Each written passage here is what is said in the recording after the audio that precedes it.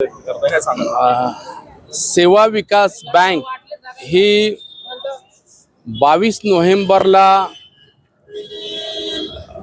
त्या ठिकाणी बंद करण्यात आली आणि अचानक लिक्विडिटरनं सगळ्या कर्मचाऱ्यांना कामावून काढून टाकलं।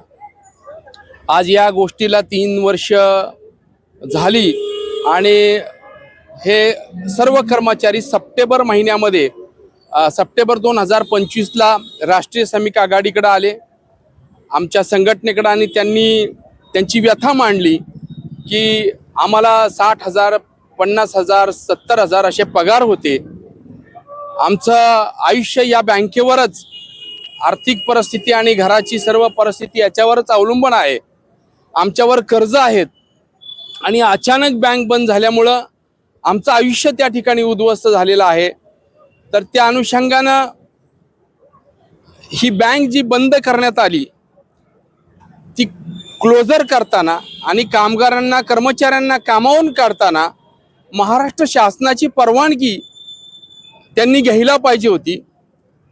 ती परवानगी घेतली नसल्याचं आमच्या निदर्शनास आलं। मग राष्ट्रीय श्रमिक आघाडीच्या वतीनं आम्ही कामगार आयुक्त कार्यालय पुणे येथे याचिका दाखल केली आणि तक्रार नोंदवली की अशा पद्धतीनं लिक्विडिटर यांना अधिकार नाही कामगारांना कामावून काढण्याचे आणि बँक बंद करण्याचे। जरी लायसन RBIनं रद्द केला असेल तरी शासनाची परवानगी मिळेपर्यंत त्यांना हे करता येत नाही। परंतु या लिक्विडिटरनं स्वतःच्या स्वाक्षरीनं 3 वर्ष झाली कर्मचाऱ्यांना काढून टाकलेलं आहे, पगार नाही। त्यामुळे एका कर्मचाऱ्याने आत्महत्या केल्याचं त्याच्या फॅमिलीनं आम्हाला सांगितलं, एकानं हार्ट अटॅकनं मृत्यू झाला, अशी अवस्था झाली। आणि मग ज्यावेळेस आम्ही दिवाळीपर्यंत कर्मचाऱ्यांना त्यांनी सांगितलं, कारण 3 वर्ष आश्वासन देत होते की तुम्हाला काही नाही काही VRSच्या रूपानं सेटलमेंट आम्ही करू, काहीतरी रक्कम आम्ही तुम्हाला देऊ, पण 3 वर्ष लिक्विडिटर हे झुलवत ठेवत होते। आणि आता मात्र दिवाळीमध्ये सगळ्यांना पैसे देतो म्हटले, परंतु त्यांनी रिट्रेंचमेंटचे किंवा बाकी काही पैसे त्यांचे देणं होतं ते फक्त ग्रॅज्युटीचे दिले, बाकी काही पैसे दिले नसल्यामुळं VRSची पण रक्कम दिली नाही। त्यामुळं आम्ही दिवाळीत देतो म्हटले, दिवाळीत न दिल्यामुळं त्या ठिकाणी आम्ही लेबर कमिशनरकडे अपील केलं। लेबर कमिशनरांनी त्यांना 2 वेळा तारखेला बोलवलं, दोन्ही वेळेला येऊनही पत्र येऊनही लिक्विडिटर उपस्थित राहिले नाही आणि सर्व शहानिशा केली। त्यांनी लेबर कमिशनरकडे अर्ज केलाय का क्लोजरचा आणि कामगारांना कपात करण्याचा, तर असं शासनाच्या निदर्शनास आलं की ह्यांनी कुठल्याही प्रकारचा त्या ठिकाणी अर्ज केलेला नाही, परवानगी न घेता 200 कामगारांना काढून टाकलेलं आहे। मग ताबडतोब त्यांनी लेटर दिलं 13/12/2025 ला की ह्या सर्व कर्मचाऱ्यांना कामावर घ्यावं म्हणून। सर्व कर्मचाऱ्यांना मी स्वतः कामावर हजर करून 13/11/2025 ला आम्ही स्वतः सर्व कर्मचाऱ्यांना हजर करून घ्यायला या ठिकाणी आलो। लिक्विडिटर दादासाहेब काळे हे आम्हाला भेटले, त्यांना आम्ही ते पत्र दिलं की आम्हाला गव्हर्नमेंटनी कामावर हजर करून घ्यायला सांगितलेलं आहे। ते पत्र त्यांनी घेतलं, सर्व कर्मचाऱ्यांनी जॉईनिंग रिपोर्ट दिले। जॉईनिंग रिपोर्ट दिल्यानंतर त्यांनी सांगितले की 15 दिवसांनी आम्ही तुम्हाला कळवतो, परंतु 15 दिवसामध्ये त्यांनी काही कळवलं नाही। आत्ता 2 दिवसापूर्वी त्यांचे वकील लेबर कमिशनर समोर आले आणि त्यांनी सांगितलं, त्यांनी जे काही डॉक्युमेंट्स दिले त्याच्यावरून असं निदर्शनास आलेलं आहे की त्यांनी कोणताही अर्ज शासनाकडं बँक बंद करण्यासाठी आणि 200 कर्मचाऱ्यांना कामावून काढण्यासाठी कुठलाही अर्ज केला नाही, हेही दिसून आलं। आणि त्यांनी ॲडमिट केलं की आम्ही असा अर्ज केलेला नाही। त्यामुळं 15 दिवस उलटून गेले। आज थोड्याच वेळात शासकीय सगळे अधिकारी गव्हर्नमेंटचे, लेबर डिपार्टमेंटचे या ठिकाणी 10-15 मिनिटात येतील। त्यांनी आम्हाला सांगितलं की आज आम्ही सगळं इन्स्पेक्शन करतो आहे। त्यांना महाराष्ट्र शासनाचा त्या ठिकाणी आदेश आलेला आहे की जाऊन इन्स्पेक्शन करा। त्या आदेशानुसार आज आता थोड्याच वेळात अधिकारी येत आहेत आणि आम्ही आज पुन्हा एकदा 15 दिवसांनी जॉईनिंग व्हायला त्यांना सांगितलं होतं।